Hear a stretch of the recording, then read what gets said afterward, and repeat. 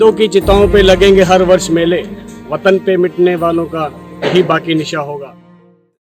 नमस्कार फ्रेंड, देखने वाले सभी व्यूअर को मेरी तरफ से जय हिंद। इसी कड़ी में आज मैं मिलाने जा रहा हूँ मिस्टर उमेश गोपीनाथ यादव, जो महाराष्ट्र के रहने वाले हैं। उनसे पहले एक बार मैं मुखातिब आपको करवा चुका हूँ। इससे पहले जो मेरी वीडियो आई थी, एक बार फिर नेक्स्ट एपिसोड हम कर रहे हैं। आपकी मैं बात कराऊंगा उमेश गोपीनाथ यादव जी से। नमस्कार सर। नमस्कार राजीव भाई, थैंक यू वेरी मच और जय हिंद जय भारत। और ये जो भी रिस्पेक्ट है ये हमारे शहीदों का, सीआरपीएफ के पुलवामा शहीद और अन्य जितने भी police department, arm forces, paramilitary और जितने भी शहीद है, ये उनका एक सम्मान है। अच्छा जी उमेश जी, हम आपसे ये जानना चाहेंगे आपके अंदर ये जज्बा और ये कहाँ से विचार आया जिससे आपने ये यात्रा स्टार्ट करी? मैं औरंगाबाद महाराष्ट्र का हूँ, लेकिन 16 साल से बैंगलोर में हूँ।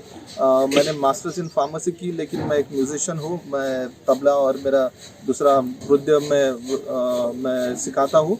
और जब मैं 10 से 14 फरवरी अजमेर में था, एक देशभक्ति के इवेंट के लिए मेरा म्यूज़िक बैंड था, और 14 फरवरी को जब मैं जयपुर से बैंगलोर जा रहा था तो ये ब्रेकिंग न्यूज़ आने लगी कि पुलवामा में ये हादसा हुआ है और सीआरपीएफ के कॉन्वॉय के पहले 10 शहीद हुए, 12, 15, और मेरी फ़्लाइट कम से कम 2-3 घंटा डिले हो गई। तब मैंने ये सोचा कि ये फ़ोन कॉल अगर मुझे आता कि ये शहीद जो हुए हैं ये आपके अगर पिता के भाई, दोस्त या अगर कोई रिश्तेदार अगर होता तो मैं अपने देश के प्रति क्या करता। तो एक जज्बा था कि मैं जो हमारा जो भारत है, ये शहीदों के वजह से ये इसकी मातृभूमि के ये रक्षक का सम्मान है, तो मुझे लगा कुछ शहीदों के लिए कुछ करना चाहिए। आपकी सोच को हम सलाम करते हैं। और आपसे मैं जानना चाहूँगा, जब ये आपने ये यात्रा स्टार्ट की, आपकी यात्रा लगभग कितनी किलोमीटर हो चुकी है? अब तक ये आज 365वां दिन है, बोल तो पूरा एक साल।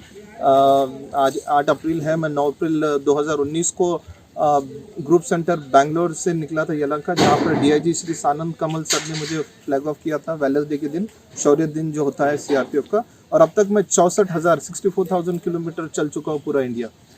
ठीक है सर। अच्छा, आप जब ये शहीदों के घर पे जाते हो तो बोलते कि उनके मिट्टी कहाँ से इकट्ठा करते हो, उसके घर की या उसके गांव की? मैंने दोनों जगह की मिट्टी इकट्ठा की है। एक तो वो जहाँ पर उनका जन्म स्थान है और जहाँ पर उनका अंत संस्कार हुआ है, दोनों तरफ की मैंने वो पवित्र मिट्टी ली है। अभी जो आप ये जब मिट्टी आपकी यात्रा पूरी हो जाएगी, अभी आपकी शायद आपने अभी हैदराबाद जाना, उसके बाद रन ऑफ कच्छ, उसके बाद आपकी यात्रा समाप्त हो जाएगी। उसके बाद आपका अगला लक्ष्य क्या रहेगा?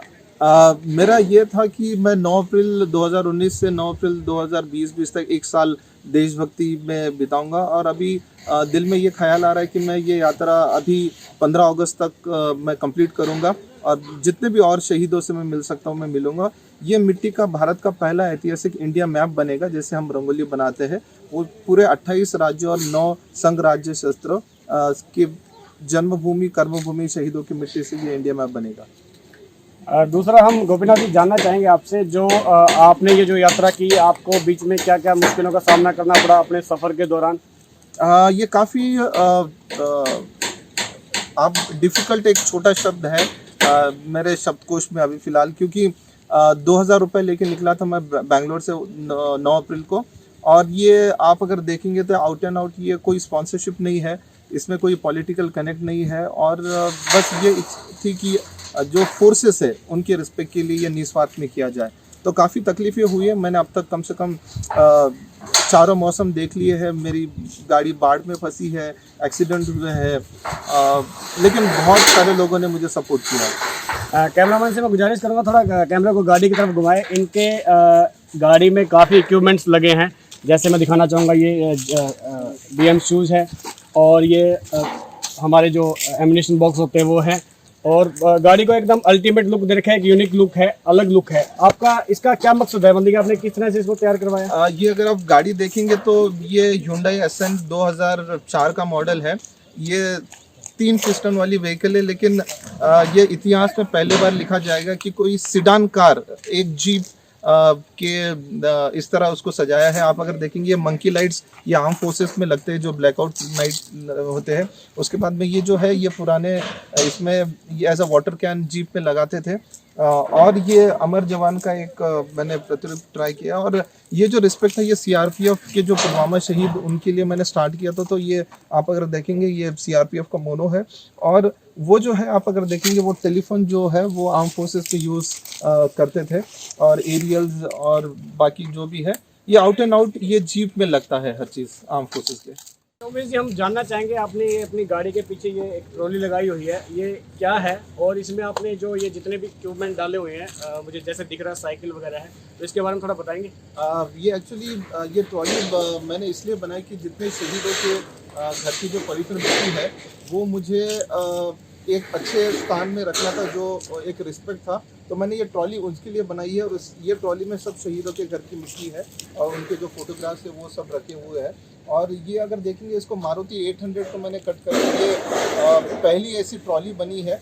और यहाँ पर आप अगर देखेंगे तो पूरे इक्विपमेंट जो है जो शीप को लगते हैं वो एक्स्ट्रा टायर्स है।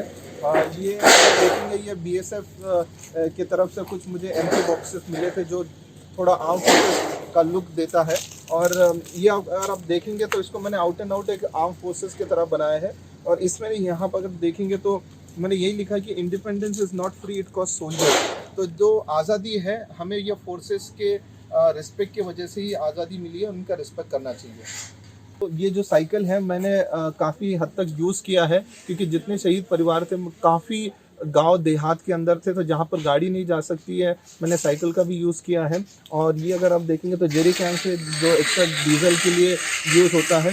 और ये जो स्कूटी है, स्कूटी मैंने इसलिए यूज़ किया था कि जहाँ पर भी मुझे पुलिस स्टेशन जाना है या कहीं और जाना है कुछ कनेक्ट करना है, तो मैंने स्कूटी का भी काफ़ी यूज़ किया है।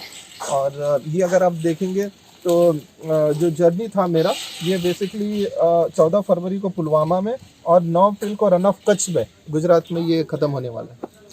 अच्छा सर, आपसे हम जानना चाहेंगे ये जो ये आपके पीछे ट्रॉली में आपने ये लोगो बनवा रखे हैं, ये भी डिफेंस फोर्सेस के लोगो हैं, और ये आपने जो ये इधर लिखवाया हुआ है PM India gov.in, इसका क्या मतलब है? ये जो आप अगर देखेंगे तो हमारे जो इंडियन आर्म फोर्सेस है, नेवी है, एयरफोर्स, इनके शहीदों के घर पे मैं गया हूँ। और उनके शहीदों के लिए जो हमारा PMindia.gov.in ये जो बैंक अकाउंट है, काफ़ी लोगों ने इसको सपोर्ट भी किया है उनके शहीद परिवार को। तो ये मेरा एक कनेक्ट था कि वो जो गाड़ी है वो पैरामिलिट्री फोर्सेस के लिए और ये आर्म फोर्सेस के लिए। तो ये सभी फोर्सेस के शहीदों के लिए मेरा रोड ट्रिप था 365 दिन का। देखने वाले हर भारतीय को मैं बताना चाहूँगा कि देशभक्ति ना केवल आप फोर्सेस में आके या आर्मी में आके नहीं हो सकती, आप देशभक्ति घर में बैठ के भी देशभक्ति कर सकते हैं। आप अपने देश के प्रति वफादार हैं, अपने देश को स्वच्छ रखने में योगदान दे रहे हैं, और आपको कहीं ट्रेन में कोई डिफेंस पर्सन मिलता है, आप उसको सीट ऑफर कर रहे हैं, उसके पास सीट नहीं है, या आपको कहीं स्टेशन पे डिफेंस पर्सन के पास बहुत ज़्यादा सामान होता है और उसके सामान में हेल्प करके भी देशभक्ति हो सकते हैं। इस तरह आप कई प्रकार से देशभक्ति कर सकते हैं। और हर भारतीय नागरिक को मैं तो कहता हूँ उमेश गोपीनाथ यादव की तरह देशभक्त होना चाहिए। इनके जज्बे को हम सलाम करते हैं। जय हिंद। जय हिंद। Thank you.